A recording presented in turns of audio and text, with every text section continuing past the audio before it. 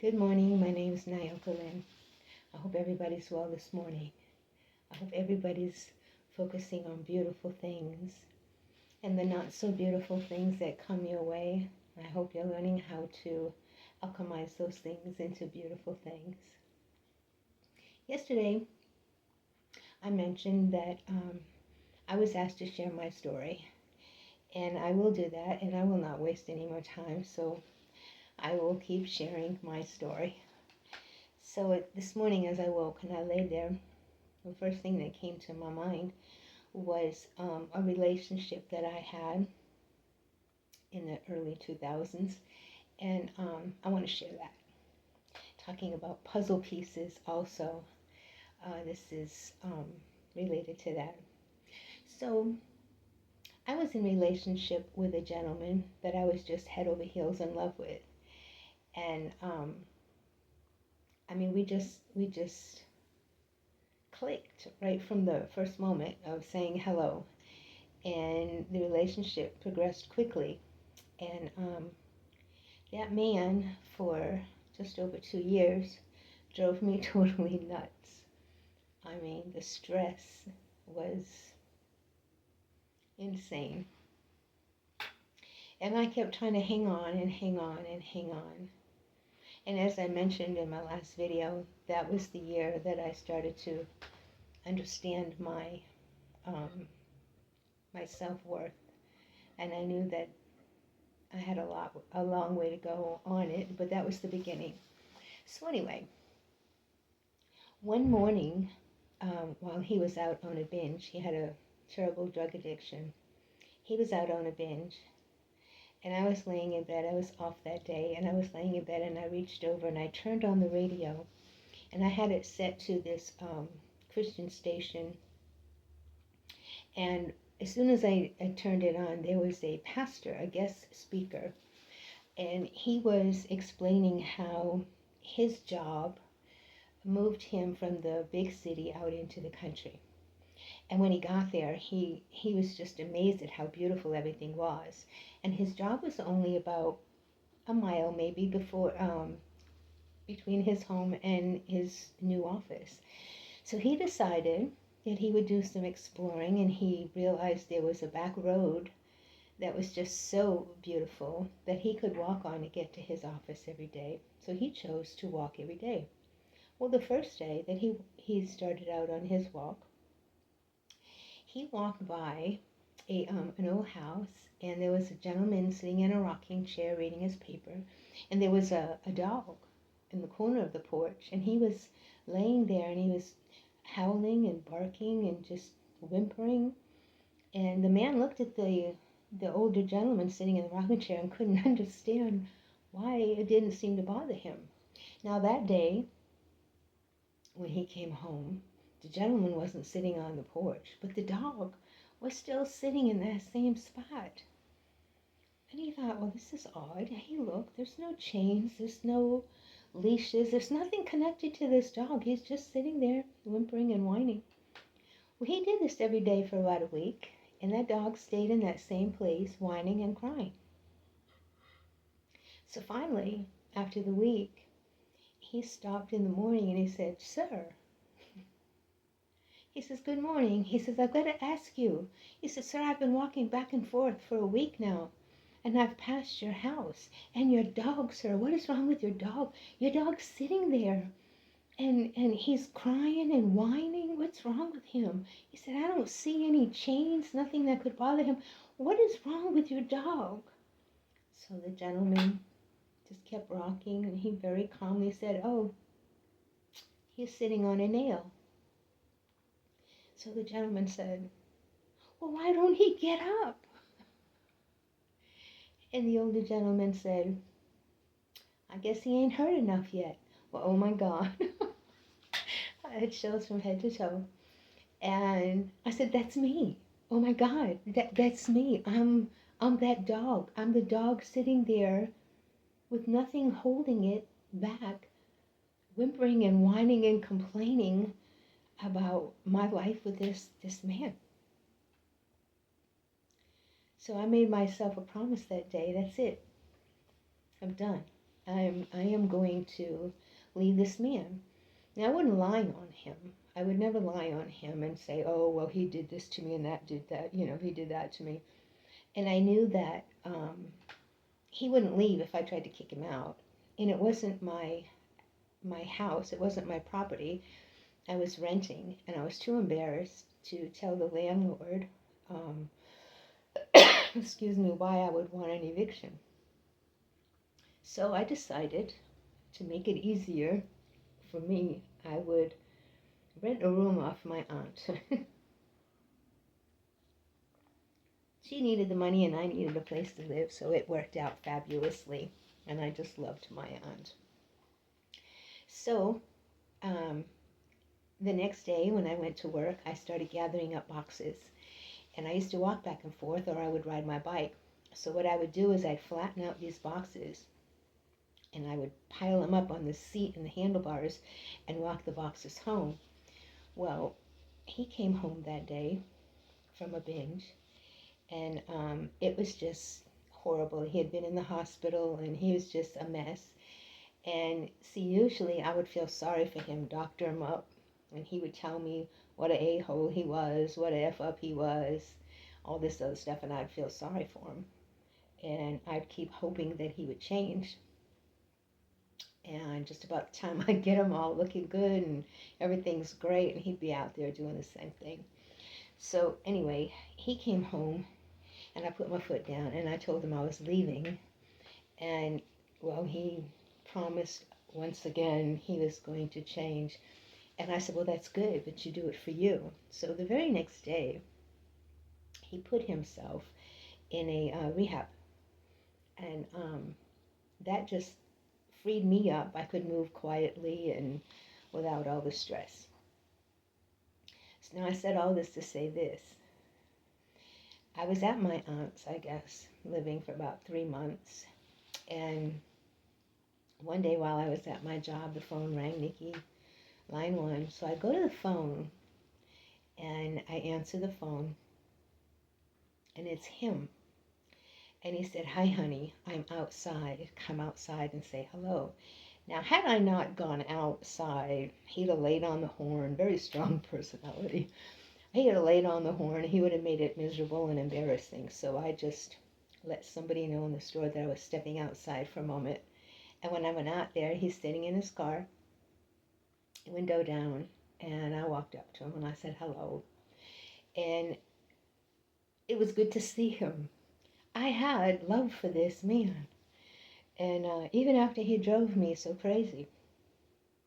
And we talked for a few moments. And I said, look, I've got to get inside. I'm working. And he smiled.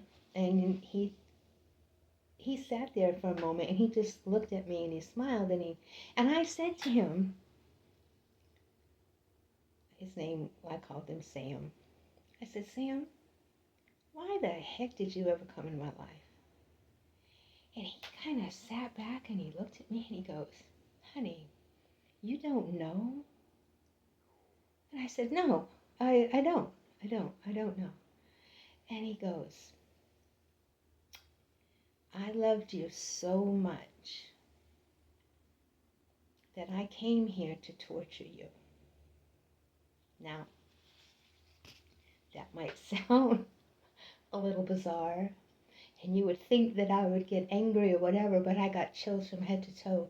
And somehow, back then, I knew it was true.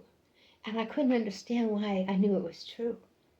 But I felt my eyes getting all teary-eyed, and I said, great, I gotta go. So I turned around and I went in the store. And that just sat in my mind. Well, that was one of those puzzle pieces that I received. Later on in years, I learned that before we incarnate here on earth, we have our soul family on the other side. God knew you before you entered in your mother's womb. But you have a soul family, and you make agreements. Now, I know that sounds crazy, but I've learned it to be true. You make soul agreements. You make agreements to come and play certain roles in each other's lives. And I believe with my whole heart that's exactly what he did. Now I've been asked, why? Why though? Why? Why would he come here to torment you? Well, as I stated in the beginning of this conversation, that's when I started realizing my self-worth. I loved him. And I mean deeply loved him. And no matter what, I mean, the things that he put me through, I just kept taking it back, thinking, well, if he loves me, he'll change, he'll see how good I am to him, he'll change. And finally, I had to choose me.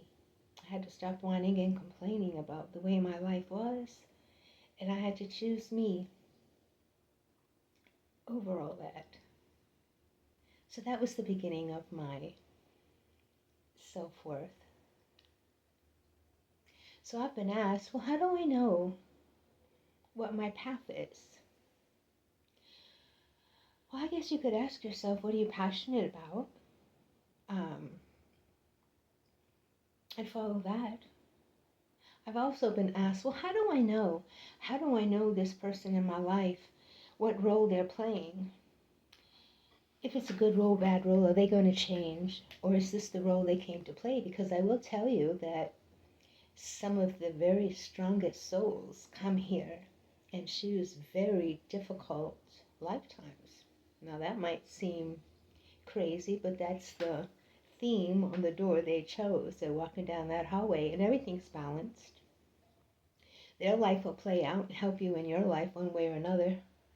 And they'll play their role just fabulously. Yeah. So I've been asked, well, how do I know if this is what they've chosen? I used to be guilty a lot of going overboard on trying to help people heal. I've learned that I can offer help. And if it's received, it's great. And I'll continue until I can't or I'm no longer needed. So I remember when I was praying. I was going to this church and I was married to a man. And they kept saying, oh, sister, just pray him through. Just pray him through. Just pray him through. You know, and I was like, I'm going to do this. I'm going to save this marriage. Everything is going to be great. It's going to all work out. God's going to come through for me. That's not what that marriage was designed for. Well, how do I know that? So after praying for about 10 years, I couldn't take any more. I couldn't take any more abuse. I couldn't take any more stress. Some mornings I didn't even care if I woke up because I didn't see an out. I kept praying and praying and praying and nothing was working. And I thought, well, if this is what life is, oh my gosh. So finally, I prayed earnestly. I said, God, give me a sign. If this man's not going to change, I'm leaving. I am leaving and I'm going to go live my life. But how do I know? How do I know I'm not giving up? And I said, you're just going to have to show me something. So that weekend, he was on his normal weekend drink till you pass out and do drugs till you pass out gig. And I talked with him and he looked at me and he said, look, this is who I am. I am not going to change for you or anybody. This is who I am. This is who I will be. That was it for me. I was like, thank you. That was that for me. I have a brother who I tried to help. My whole family's tried to help. And one of my last conversations with him was, look, I am an addict. I am going to stay an addict no matter what you or anybody else thinks or does. This is who I am. This is what I'll be. And I backed off. I was like, okay, I think that's how you know. Now, if you're going through a difficult time in life, you think, well, is this my difficult time that I chose? Well, let's look at it. We've all gone through something. We've all had difficult times at one time or another. That's how we grow. That's how we grow. But think on it for a second. If this is how we grow, and we're growing, are we changing? Or are we staying stagnant in the same place? Are we getting worse? Or are we really, truly desiring to leave whatever situation we're in? Well, if you're willing to change, if you're willing to move forward in growth, what growth? Okay, this is what I showed somebody. In life, it's not about gathering things to get better. It's not about that. It's like holding this. The way I see it, the vision I got was like a luminescent onion. And you start peeling back the layers, peeling back the layers, peeling back the layers. And in the center is your true, authentic self. So if you're willing to change, if you're willing to move forward and release all the fear-based beliefs, well then maybe that's your path. Maybe your path is here to heal like the rest of the world. Things are being revealed, you know.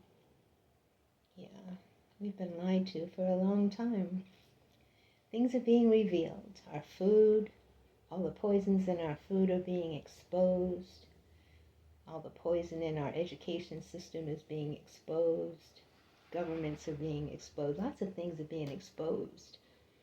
Our religions, our fear-based beliefs are being exposed. So maybe you were just lied to. Maybe you were just lied to. I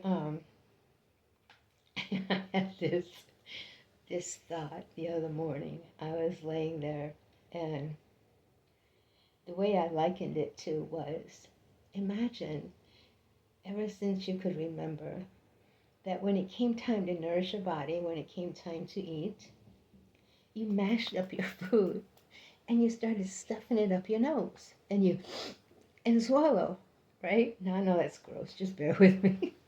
So imagine, now it's gonna get in your stomach. It's gonna cause a lot of havoc, you know, in the process. But it's gonna get in your belly. But this is all you've known. This is all you've known. Your parents did this. Their parents did it. This is a lifelong thing, a generational thing. We've all stuffed things up our nose, inhaled it, and swallowed, right? And this is how we ate. Now, what if somebody comes by and says, well, it doesn't have to be that way? And you're like, what do you mean? This is the way we've always done it. And I say, well, if you just take the fork, stick it in the food, and stick it in your mouth, and taste it, and chew it, enjoy it, and just swallow. This is how you're supposed to do it. And you look back and you think, oh, no, that's not how no, this is not how my family's done it. I don't know anybody that does it that way. And I say, well, you're suffering needlessly. And you say, well, I'm supposed to suffer because Jesus suffered. So if he suffered, then I can suffer. The suffering that's spoken of, it's not the suffering that I was led to believe. I was led to believe that it's okay to suffer because Jesus suffered. And the hardships, I should be glad I have the hardships. Okay, spoiler alert. Then imagine my relief when I found out it was all my fear-based beliefs, those what I tried to hang on to, and yeah, you suffer. You ever take a security blanket from a baby or a pacifier? Oh, it's not good for a couple of days. It's not. No. So when you learn to trust, when you learn to listen, stop, pause, go within, pray, meditate.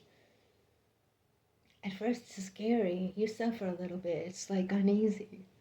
It's like walking on one of those drawbridges with no rails. Your footing is not sure. It's a place you've never been before. And someone's saying, come on, come on. And you're like, oh, I don't know, I don't know. It's not the way I'm used to. Yeah. Things are changing. The truth's being revealed all over the place. And it's a lot easier. And because it's easier, a lot of people say, well, I don't know.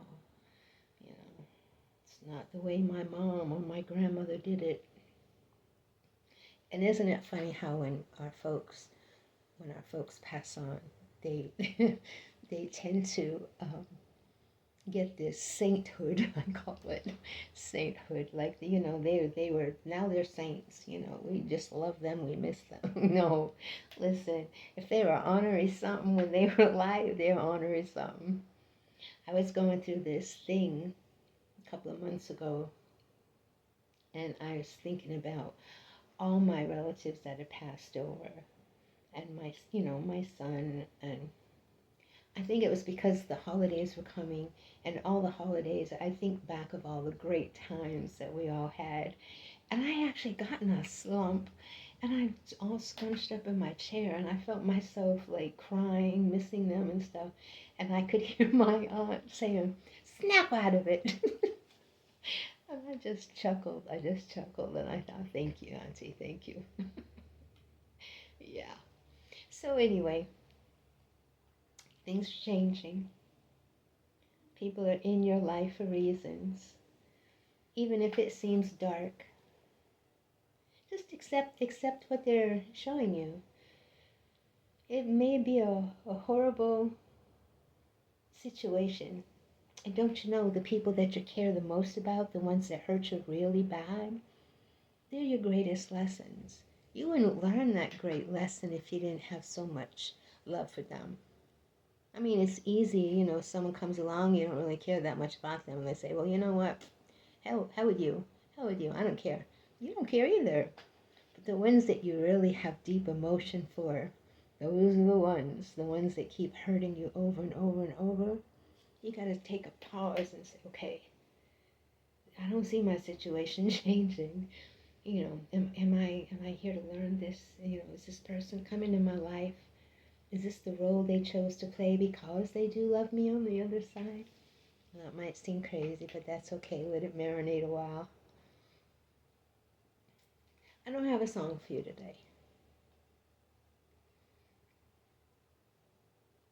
but I do have a blessing and a prayer.